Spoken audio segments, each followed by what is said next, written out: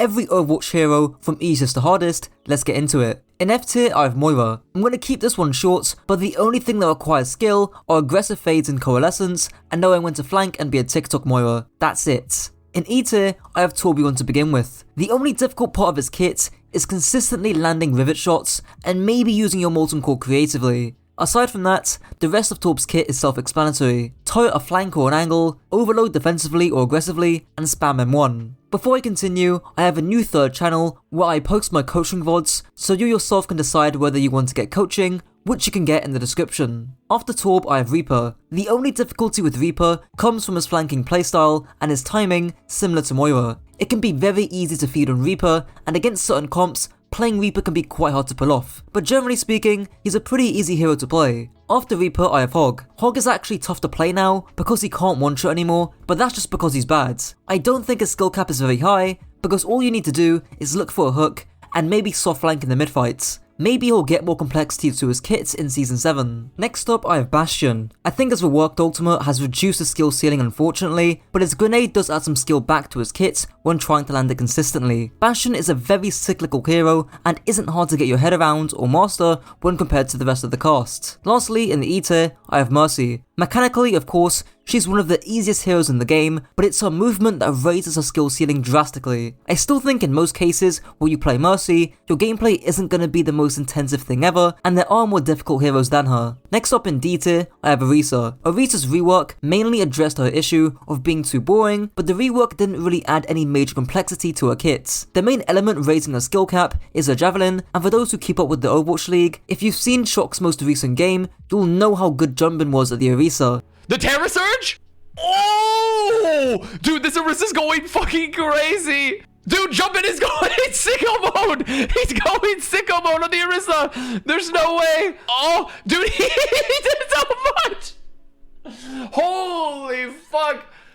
The Jumpin' Orisa is a masterclass. But, aside from that, there's not too much more depth. After Orisa, I have Soldier. Honestly, a tracking intensive hero shouldn't really be in the D tier, but Soldier's macro and broader playstyle aren't hard to understand or get your head around. You sprint to an angle, shoot your gun, use your cooldowns, then sprint away. Not to mention, your ultimate is literally aimbot, which reduces your skill ceiling. Ending off the D tier, I have Junkrat. The hardest thing with Junkrat is consistently pulling off your one-shot combos and getting into positions where you're able to get those one-shots off in the first place. He's a hero where depending on the map and flanks available, you can have a pretty easy time or one that's slightly more rough. Beginning off in the C tier, I have Ashe. Her squishiness and fragility is what makes her just that bit more harder to play when compared to Soldier. Her ultimate is still pretty easy to use, as well as knowing where to position with your coach gun, but I'd say 2.5 out of 4 is a fair assessment of her skill ceiling. Next up, a surprising pick to some that I have is Zarya. Arguably, she's easier now in Overwatch 2 than she was in Overwatch 1, considering you can bubble yourself twice and get that 80 energy from the get-go much more easily. The hardest part of Zarya is actually maintaining that energy by staying alive because of how squishy you are, but at least for now, in the meta we're in, Zarya is a fairly easyish tank to get value from. After Zarya, I have Brigitte. As a Brig main myself, I can say that her skill ceiling is fairly high, or at least higher than what most people think. The main thing that raises Brig's ceiling is positioning in my opinion, especially in the mid-fights, and especially against certain different comps. The reason why she isn't higher is that mechanically speaking at least, I think there's harder supports. After Brig, I have Ramattra, a pretty simple hero on paper with not too much complexity to his kit, like most of the other Pokeball heroes around him.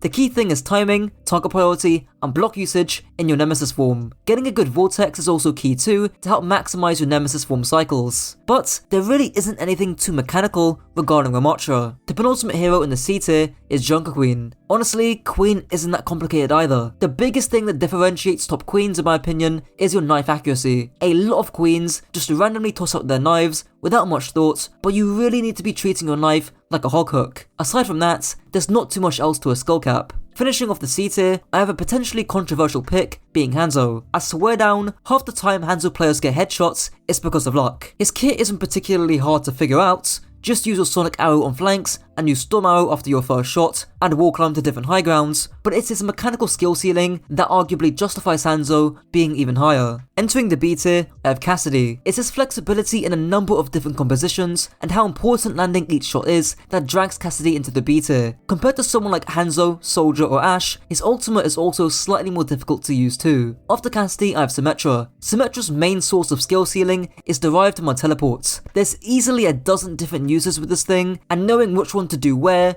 on what map, against what comp, at what time, takes quite a lot of skill to perfect. She's got a ton of utility to wrap your head around. Another hero with a ton of utility is Mei. I was tempted to put Mei in a tier below, but her ice wall is just so complex that it's unfair to reduce Mei to wall off their tank foreheads. It's what you do and how you play Mei against different kind of comps on different kind of maps that defines her skill ceiling. Next up, I have Pharah. Pharah is pretty similar to Junkrat in terms of playstyle, but in execution, I think she's harder to pull off. Barrage is more dangerous, you cannot afford to take chip damage early on, and she's really only functional with a Mercy, whereas that's just not the case with Junkrat. Ryan's up next, and I was also thinking about putting him lower, but it's your choice making that I think raises him to this level. The micro in the Ryan 1v1, or playing Ryan on unideal maps, can significantly raise the skill ceiling. It's his game sense rather than mechanics that you need to master. Afterwards, I have Baptiste. The hardest aspect about him is probably his multitasking. Knowing when and where to reposition, whether you could go for an aggressive individual matrix,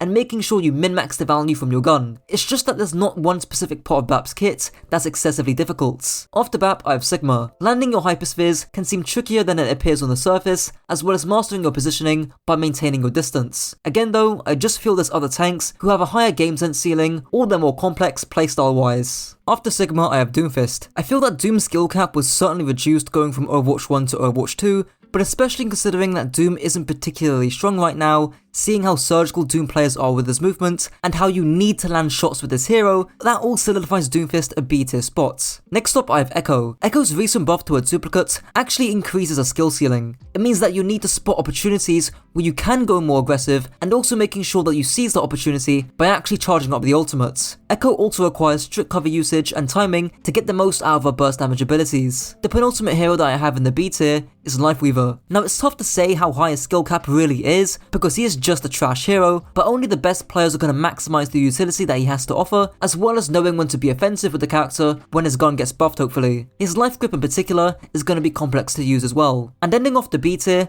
I have Ana. Ana's main hurdle is mid-fight positioning and cover usage. I recently went over this in a 2-hour coaching session I did, but there were plenty of fights where my coachee could have rotated more aggressively and gotten off a good nades. Now entering the A tier, I have Sojourn. Her railgun and ultimate are what drag her skill ceiling up so much. The amount of value you get from overclock is directly correlated to how well you can aim. I've had Grandmaster Sojourn players miss their entire overclock and other players carry fights with them single-handedly. Next up, I have Sombra. Sombra's complexity comes down to her multiple playstyles and her range as a flanker, maximizing your uptime with good translocators, getting good EMPs off, as well as coordinating good hacks that actually receive follow-up. She can also get decently mechanical in 1v1s, especially against someone like a Tracer. After Sombra, I have Lucio. Most of his high skill cap is obviously mechanical, his gun isn't easy to use, and his wall ride isn't easy to master either. But he's also got that playstyle complexity too. Knowing which playstyle to switch to in the mid-fight is something that the best Lucios can do. Just after Lucio, I have Widowmaker. Of course, when you have a one-shot sniper hero in any game, the skill cap is going to be quite high. But again, just like the heroes aligned with Widowmaker in this tier, the best Widows not only have the aim, but the brain too. Flank timing, knowing when to take a duel and when not to, and avoiding ego peaks are all top tier Widowmaker traits. After Widow, I have Zen. Now to some people, Zen can be quite an easy hero. After all, holding down M1 against a Reinhardt comp isn't difficult. But when Zen isn't shooting down tanks, his shots can be hard to consistently land, and Zen is positionally probably one of the hardest heroes in the game to truly master, coupled with needing to have good orb usage, and I think Zen deserves a spot this high up. After Zen, I have Winston. His alternate fire slightly raises his mechanical skill cap,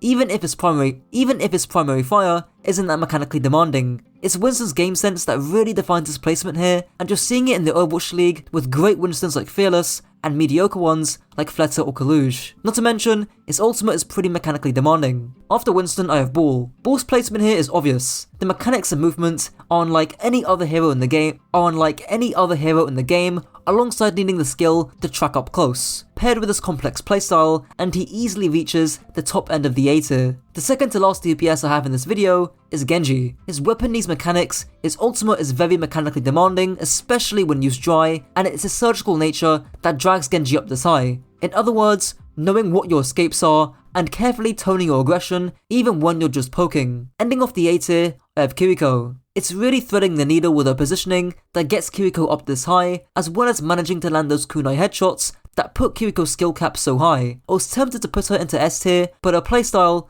just feels a bit formulaic at times. It's either you DPS or you heal bot basically. Now in the S tier, I have two heroes. First up, I have D.Va. One of the most complex heroes game sense wise. Because of how many things you can do in D.Va, knowing which one to do when and why is very hard to consistently pull off. Multitasking your ability to peel, dive, duel, or control off angles requires a very high level of skill. The only thing preventing her from climbing up is her mechanics, which aren't easy, but they're also not the hardest thing either. That trophy goes to Tracer, who's got pretty much an infinite skill ceiling. I'd still say that game sense wise, but Tracer's got every box ticked off. Especially the mechanics. I mean, the micro you need to learn for her is kinda crazy, and even at the Overwatch League, it's something that clearly distinguishes lower level Tracers, like Lethal and Dove, from the best ones, like Proper and Kevster. It's probably recently at least, I've seen a lot of players want to learn her because she's a bulletproof hero in any meta, and a great Tracer is a big asset for any team. Anyways, that's it for the video. Thanks to my channel members Nyan Socks, Resolucio, and Craig, and let me know your thoughts down below. Until next time.